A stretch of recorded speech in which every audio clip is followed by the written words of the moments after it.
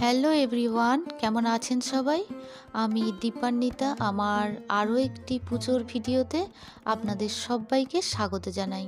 আশা করছি আমার এই ভিডিওটি আপনারা যে যেখান থেকে দেখছেন সকলেই ভালো আছেন, সুস্থ আছেন এবং আনন্দে আছেন। আমরাও সকলে খুব ভালো আছি। তবে জানেন, প্রচণ্ড ঠান্ডা পড়েছে। আমি এর আগে ভিডিও যখন দিয়েছিলাম, জ্যোতি আমাকে জিজ্ঞাসা করেছিলে যে দিদিভাই তোমাদের ওখানে কীরকম ঠান্ডা। এখন এতটাই ঠান্ডা পড়েছে যে আমি বলে বোঝাতে পারবো না। আগে তবু একটু ঠান্ডাটা কম ছিল, এই দুদিন যাবৎ এত ঠান্ডা পড়েছে যে কাজ করতে এত অনীহা লাগছে যে কি বলবো। মানে গড়িমসি করে তো কাজ করি, আরও যেন অনীহা লাগছে। যাই হোক, ঠাকুরের পুজোয় সকাল সকাল আমি করতে চলে এসেছি। তবে সকাল সকাল নয়, জানেন তো, বেশ বেলা হয়েছে। কারণ সকাল সকাল এত লেটে উঠছি, মানে এতটাই ঠান্ডার জন্য একটু লেট হচ্ছে উঠতে। তো যাই হোক, প্রথমে ঠাকুর ঘরে এসে ঠাকুরের বেদিটা আজকে পরিষ্কার করলাম। বেদির কাপড়টা অনেক দিন পেতেছি, তো ওইটা তুলে কেচে দেব। তো নতুন কাপড় পাতবো। তবে রোজ রোজ চিন্তা করছি যে নতুন কাপড়টা বেদিতে পাতবো, তো সেটা আর আমার চেঞ্জ আর করা হচ্ছে না। তো যাই হোক, সময়ের অভাবেই হচ্ছে না। তো এবারে ঠিক করেছি যে চেঞ্জ করেই দেব। তো পরিষ্কার পরিচ্ছন্ন করে নিলাম উপরটা, মানে বেদিটা দেখতেই পেলেন আপনারা যে প্রচণ্ড নোংরা হয়েছিল। নোংরা বলতে কি, ঠাকুরের ফুল দিই তো, ওই ঠাকুরের ফুলের পাপড়িগুলো ছিঁড়ে পড়ে থাকে, তো সেইগুলোই একটু পরিষ্কার পরিচ্ছন্ন করে নিলাম।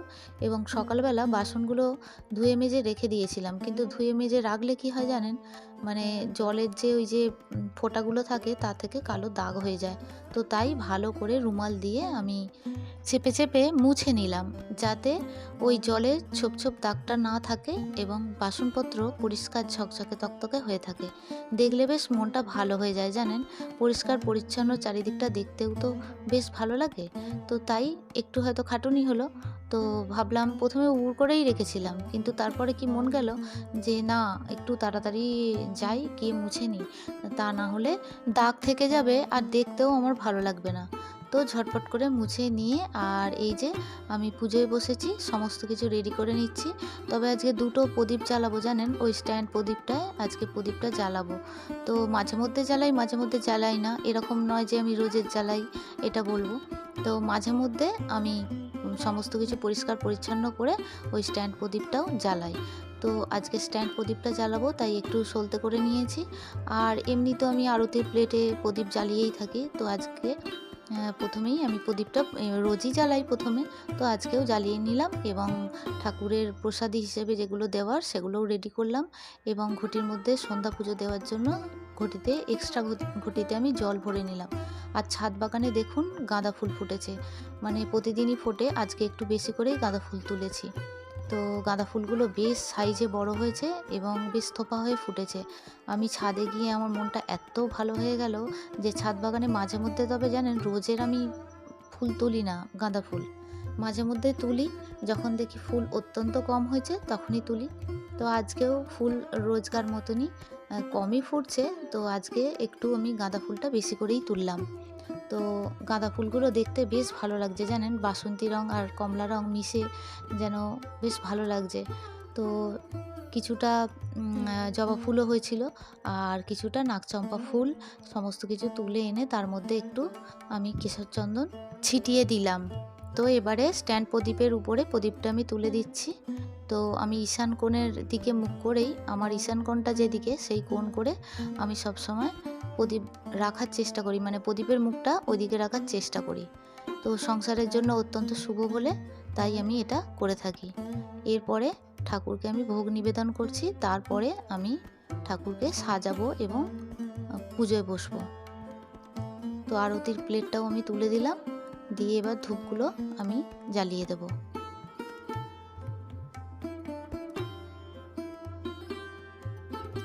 তো চলুন, আমাদের প্রথম পূজ্য দেবতা গণেশজিকে আমি একটু লাল জবা দিয়ে ওং গাং গণেশায় নমঃ বলে আমি ফুল অর্পণ করলাম। তারপর হনুমানজিকে ওং হং হনুমতে নমঃ বলে ফুল অর্পণ করলাম, একটু গেরুয়া রঙের, যেহেতু গাঁদাটা, তো হনুমানজির তো লাল জবা আমি পাইনি, লাল জবা একটাই ফুটেছিল, তো তাই হনুমানজিকে আমি একটা গেরুয়া রঙের গাঁদা দিলাম। তো এরপরে আমার কৃষ্ণ সোনাকে আমি তুলসী পাতা নিবেদন করলাম, পায়ে তুলসী পাতা অর্পণ করলাম, আর নাগচম্পা ফুল দিয়ে তিলক পরিয়ে দিচ্ছি। এরপর সমস্ত ঠাকুরকে, মা লক্ষ্মীকেও তিলক পরিয়ে দেবো। আজকে লাল চন্দন দিয়ে মাকে তিলক পরাবো, আজকে সিঁদুর দেব না। তো এইভাবেই আমি সাজাতে থাকি এবং পুজোটাও করতে থাকি, আর আপনারাও দেখতে থাকুন।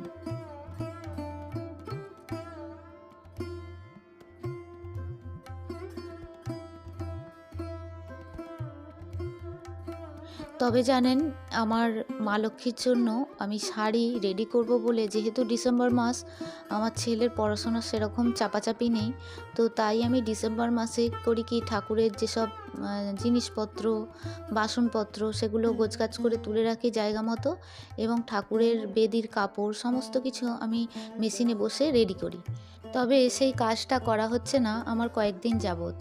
আমার মা লক্ষ্মীর জন্য আমি কয়েকটা শাড়ি কাটিং করে রেখে দিয়েছি, মেশিনে বসবো করে বসাই হচ্ছে না।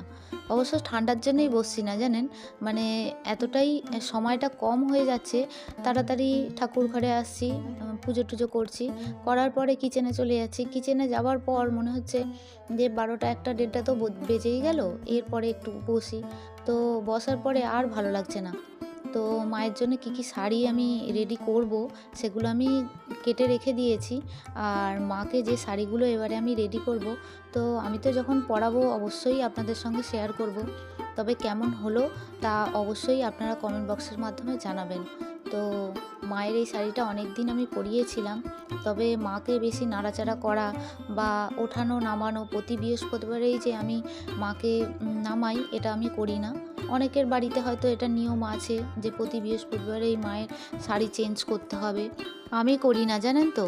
আমি মাসে বা 2 মাস অন্তর মায়ের শাড়িটা চেঞ্জ করে দিই এবং মাকে পরিষ্কার পরিচ্ছন্ন করি।